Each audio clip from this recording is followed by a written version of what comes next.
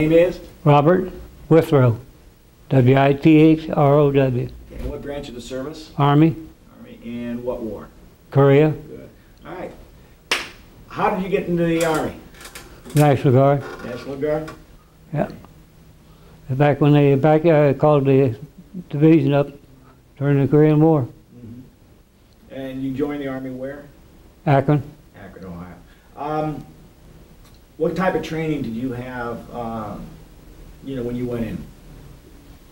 The work. Okay. I qualified in machine guns, light, heavy, 50s, mortars, heavy and light. Where did you do your basic training? Well, part was done in Ohio, and the other part was done at Camp Polk, Louisiana. I had to stop and think that. And when did you enter the Army? What year? 48, I think it was. 1948. So it was a few years after World War II. What was the Army like in 1948? It was rough. Nothing like today's Army. In other words, we don't get to fight where we had to go by troop transports. And what was it like on board ship? Rough. Rough conditions. Well, we had a typhoon going over. Oh. So we had it rough. A lot of seasickness? Yeah. Well, that, and then we had a diphtheria, got a diphtheria, case of diphtheria aboard. We had 2 or 3 seamen die. Had to put in the coolers. And the one with diphtheria, he didn't die, but we had to wait on. When we finally got out of typhoon weather, we had to wait for a plane to come from the Philippines out to drop serum so they can inoculate everybody on the ship. Which we was fighting 15, 20-foot swells. And you had diphtheria to boot? Yeah. Okay. I just want to make sure we're getting good sound. Okay. What division were you, what division were you in the Army? The 7th Division, 31st Regiment, Company E. Okay. What was your military occupation? Mostly, as I said, shortly after I got in Korea, I was promoted to squad leader, and I didn't take it because I didn't want the responsibility of the men. 3 days later, they wanted me to take the platoon, and I wouldn't take it, so I took the squad. And that's how I stayed as squad leader. You're a squad leader. Is it infantry or? Yeah, machine gun. Tell us a little bit about how you got to Korea and what happened in Korea. How I got there by? Yeah. Well, I only had, when the orders come down first to be, they was breaking the division up, I was going around to all my buddies. They all had 1.5 years, 2 years left to go in the Army. I had 9 months to go, and I said, I'll take care of your girl. Shaking hands, I said, give me your girlfriend's address and stuff, I'll take care of it. So I was the next to the last one on the orders, be shipped to Korea. So you're almost out of the Army. Yeah. Okay. So I get into Korea. Instead of getting into Korea, on the way over, we were supposed to go. The boat we were supposed to go into Japan. We were supposed to debark there and then go into by another boat into Korea. We didn't get off the boat. We didn't go into Japan. They diverted into Busan, not Busan, but Incheon. And on the way to Incheon, they turned around and put us back down around to Busan because they needed all the replacement was on that boat. They was needing them up at the front line. So they put us in Busan, put us on trains, and just wide open up with the trains all the way up to the front. So you saw a lot of action over there? Yeah. Okay. What year? What time of year did you go over to Korea? 52. 52, and was it what month? It was October. October, so just before the winter. Yeah. What was Korea like in October? Cold. Cold. And what happened after that? Yeah. What was the weather like in Korea? Cold all the time I was there. Oh. Freezing cold. And always, mostly always below 0. So were you guys clothed for that? Yeah, but we eventually did get the clothing for it. We had them what they call a wetsuit. We what's called like styrofoam rubber. Yep, yep. You had one of those, and Oh, that'd make you sweat. yeah. How long were you in Korea? I left there in March of '53. And I went, which I should have been shipped home in November, but it didn't. In other words, it showed that they shipped me home in November, but I was still there. Could you tell us some stories about Korea? Any action that you saw over there, or? Well, as I say, in the first combat I seen was on an outpost. Which somebody was up there taking care of it. Went to sleep on it, and they got overran. So we had to go back and try. What's called when they pulled us into it, my company into it. They've been fighting for it for about 4, 5, 6 days, and they haven't been able to get any of the dead off the hill. So the dead was still up there. I mean, it stunk. No, I can imagine. But I mean, what's going on? One of them nights was pitch black. You couldn't see anything, or your hand in front of your face. And I felt like I was walking on soft ground. What the hell was this? I mean, it must be what's called. They sent a flare up. They lit up the area. It was dead bodies they were walking on. American, Korean? American, Korean. And they just act quick. You feel like you're going to, the inside's just going to come out. If don't, you turn bitter. Bitter, I mean real bitter. You don't care, you get that idea, kill or be killed. How long were you up on the hill? Well, we spent we held the hill for 3 days, the next 2 days, and the third night they pulled us off the hill so we'd get some sleep. And 3 days later, we went up on a work detail, and they lost the hill again. Just back and forth. Yeah. And the night that I was up on the work detail, my company wasn't allowed to pull back because we was on the reverse slope digging. The enemy didn't know we were there. They knew they were switching companies at that time. So when the order finally come down for us to pull back, I seen this guy coming across the top of the ridge. He had 3 pieces of shrapnel sticking out of his back. So I didn't think anything about it. Think of being a young kid like that. You don't think. I took off running up the hill. All I had was grenades and 45, but I wasn't worried about who I was going to come in front. I was just wanting to get to him to help him off the hill, because I know if he went down, they'd have killed him. So we got met each other, and he fell in my arms. And he knocked me to my knees. And he was a pretty good sized heavy boy, and I couldn't carry him too far by myself.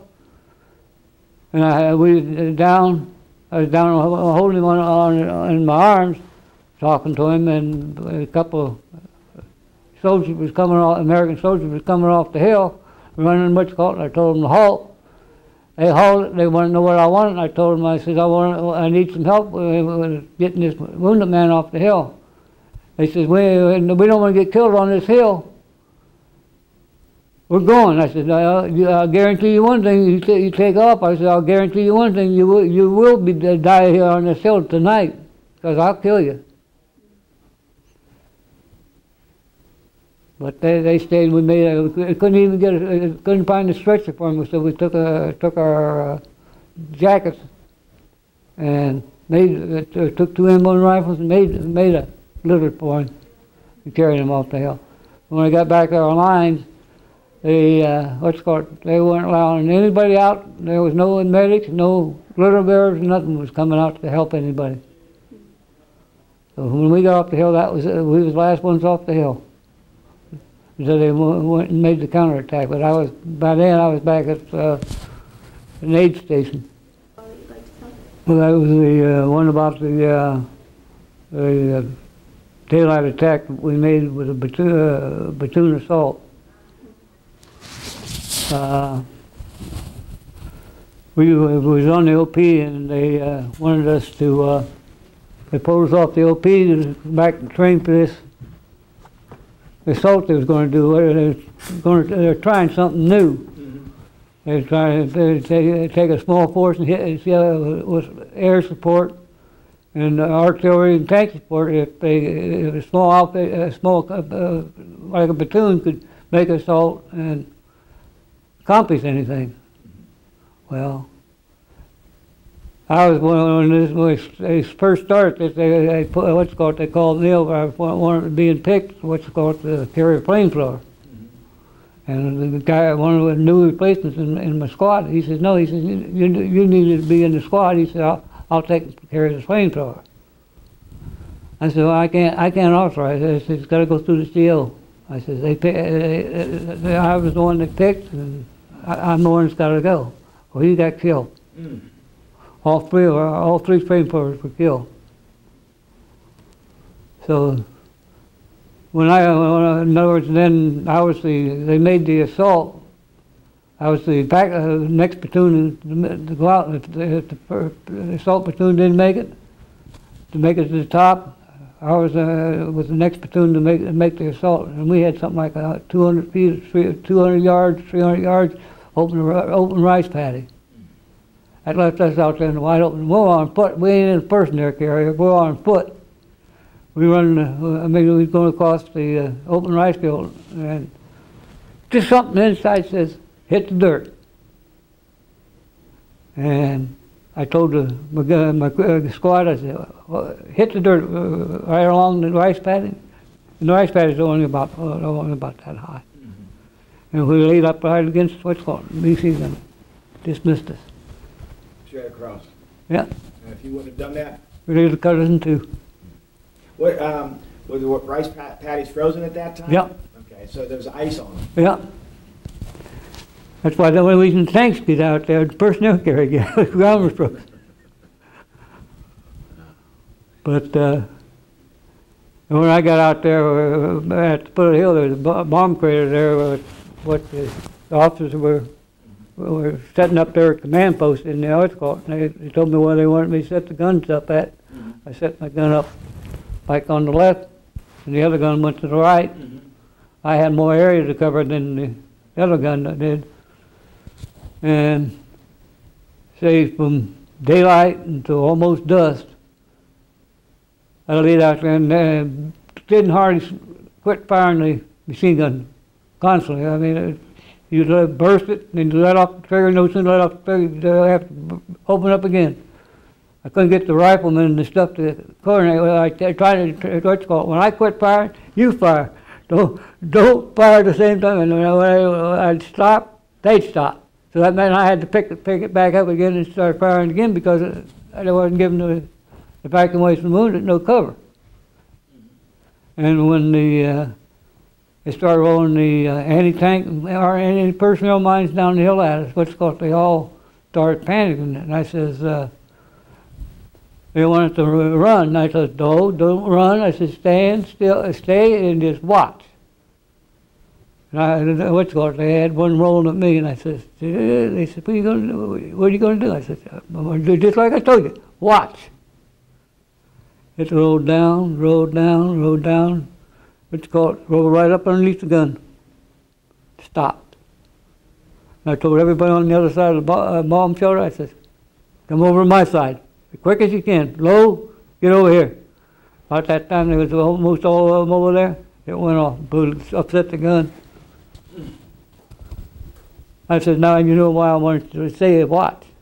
I said, what if it kept on coming? I said, that's where I took a stick or a bayonet or something and made it roll another way. Yeah. But we had one guy got killed that with an anti-tank mine.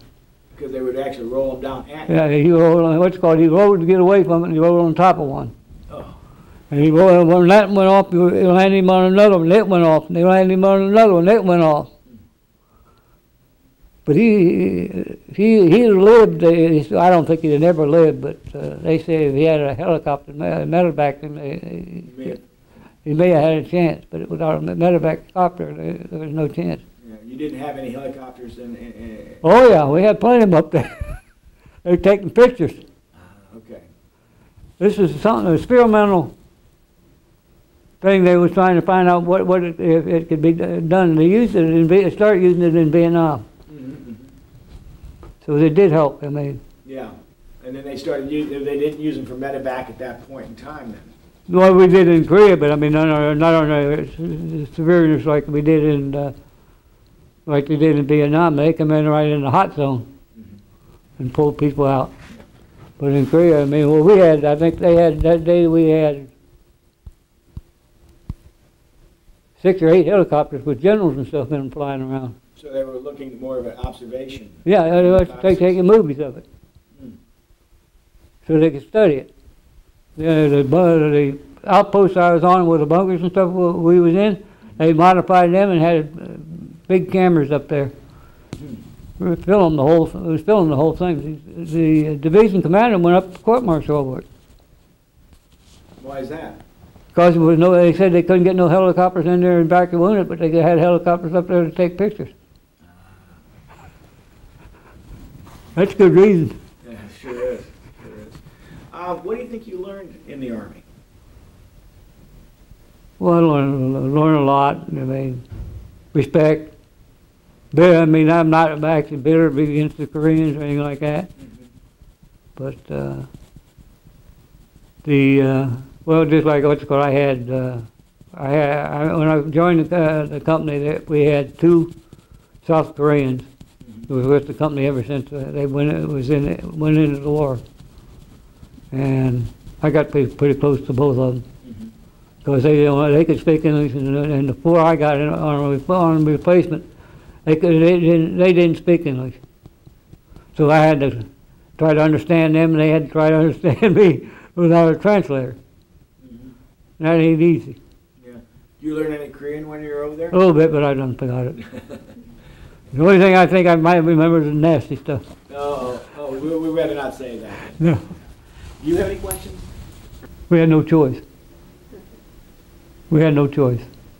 When they invaded South Korea, we had no choice. We had a treaty that was broken, so we had no choice. Now Vietnam, that's another deal there. That's just like Iraq. And I understand that's altogether a different deal there. But I mean, we had a treaty with North and South Korea like we do right now. In fact, a lot of people don't realize we still got 35,000 troops in Korea, and they're still getting killed. You don't hear nothing about it. They got the patrols they go on every day, every night. But right now, Korea is all undermined, tunnels. That's what I heard. Yeah, under the DMZ. Yeah, it's all back and forth. Yeah, and as I say, it's all got charges on it. In other words, if it ever breaks again, anybody that's on the DMZ, you just figure they're going to be wounded or dead. They got that. They had when I was there. They had that outpost I was on. Yeah.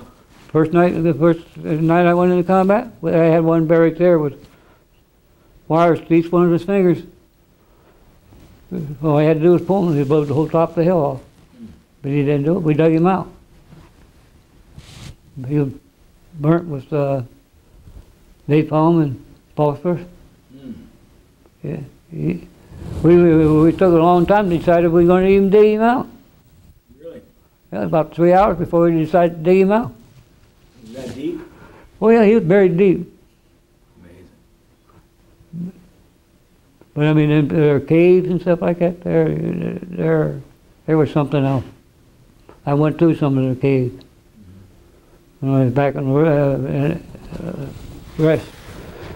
I was telling her, I said, one of our Christmas presents was we back and for replacements and get built back some rest. Christmas present was we moving back up to the front. That was a Christmas present. No. Doesn't seem like a very nice one. No. Could you tell us a little bit about the medals that you have there? Well, that's mostly combat, being combat rifleman. I don't have it because I can't find it. We got a combat bayonet badge. The division is the only one that was awarded that in Korea. This is good. One of them is a good conduct, and the other one is you see the star, what brown star means the ribbon, and the brown star means the 2 major battle. You have a bronze star. That's what bronze, yeah. That means two major battles. The ribbon and the star means it was in two major battles. That was the daylight and the outpost. It took too long time for me to get to it. And as far as bathing, forget it. We did get to bathe, I think, if we was in a position, we got bathed. Well, they try to get us bathed once a month. Clean clothes, bathe once a month. Another thing what I didn't mention is one day they rolled us out about 2 o'clock in the morning. Those loaded up all of our equipment.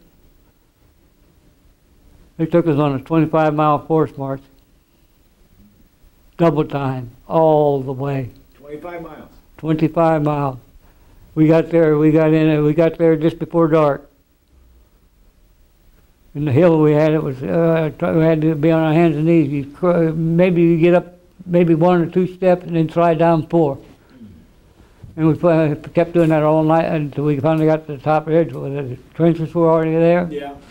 Because they were fixing to push through, break through that night, and they had us up there to block it. Next morning, it tells us we can come off the hill, we get down to the foot of the hill, they got trucks waiting on us. And you talk about being mad. The whole company. If the enemy had hit them, then they wouldn't have had a chance because they was in a killing mood. In fact, when we got there, we was in a killing mood. Really? Well, cold. Was most of your company from Ohio then? No. No.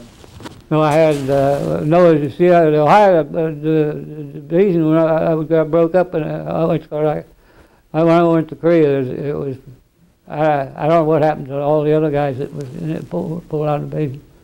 They were absorbed by the Army because you were a National Guard. Then. Yeah. Whereas the division stayed together in Camp Polk, but the guys that had taken out as qualified men to go into combat were being sent into combat divisions. In other words, I qualified on machine gun, mortars, 50s. Plus, I knew how to drive the semis.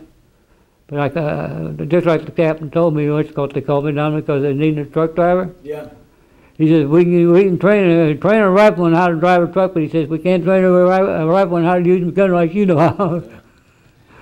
So that left me getting a job driving a truck. What do you think that we today should know about the war in Korea and everything you experienced there? Well, it's forgotten.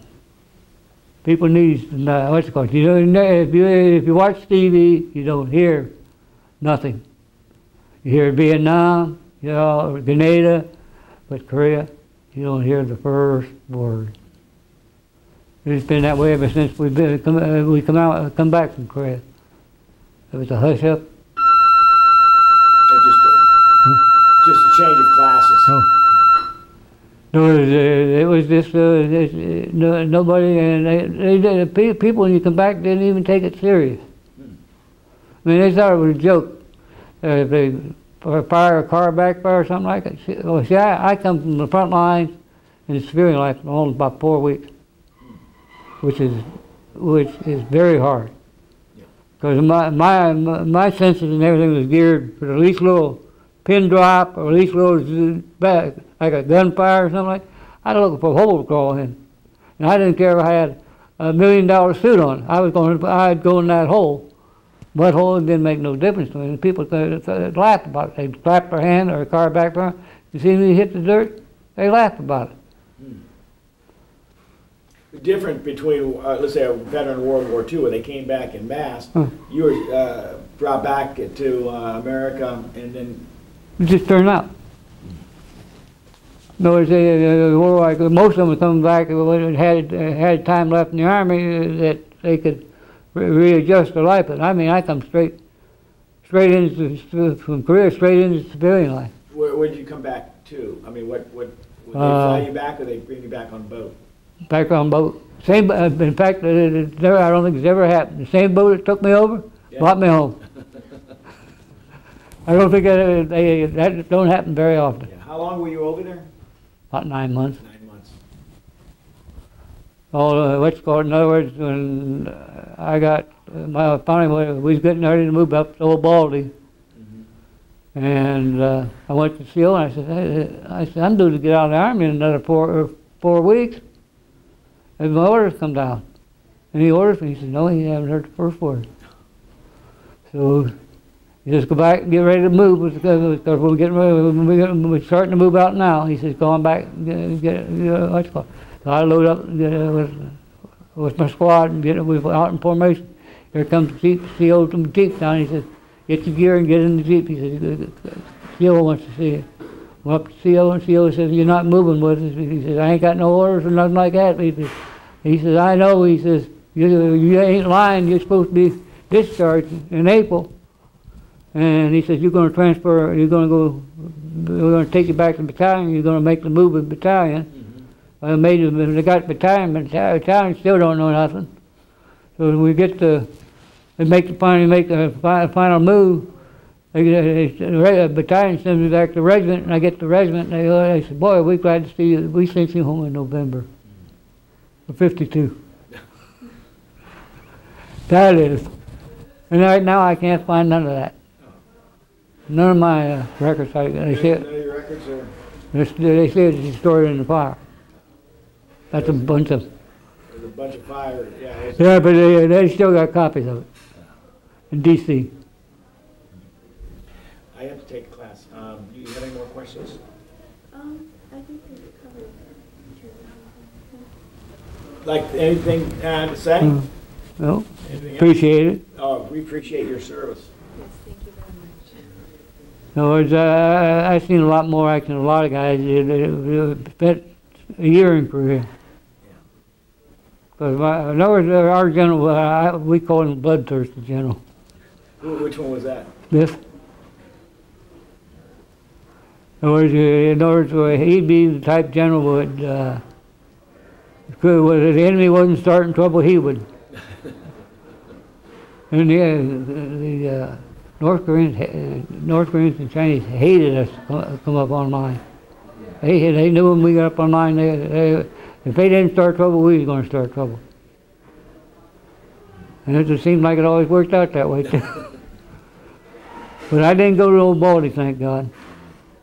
Because my division was on Old Baldy just before, just at the end of the war, we were fighting back and forth. We had Old Baldy and then we lose it. We have it and we lose it. We'd have it and we lose it. I'd have been up there when that was all going. If I'd have made it through the first one, I'd have went through the second or the third one. I think 4 times before the ceasefire was. I was still in Korea when the ceasefire went into effect. Really? Yes, on the train. What did you feel like when they announced the ceasefire? I'm glad. We did the same way I was. I was so shocked when it was broke. When I was on, we were supposed to go. We left Seattle, Washington. They said we was going to Japan. Not Japan, but Japan. And Excuse me. I just need to tell my class. and they had to reroute. They rerouted us from Japan to Incheon. From Incheon, they rerouted us around to Busan. And when I come back, this is something what's called. You may not even remember this. The ship, the orders of the troops I was moving with, to come back on the boat and stuff like that. We were supposed to go in to be the first American troops to land in New York Harbor from Korea. And the first one off the ship, Marilyn Monroe, the first GI that was off the ship, got to hug and kiss Marilyn Monroe. Really? Yeah, but in other words, I didn't know somehow that deal got broke up in the process. In other words, this is when we was coming out on a train coming out of Korea. They said everybody was on that train was going to get on a ship going to New York Harbor, be the first American troops to land in New York Harbor, and Marilyn Monroe would be there to meet them. Well, I don't know if it ever happened, but I was looking forward to that. Yeah, well, you can't trust everything they say in the Army either. There's a lot of rumors. Oh, yeah.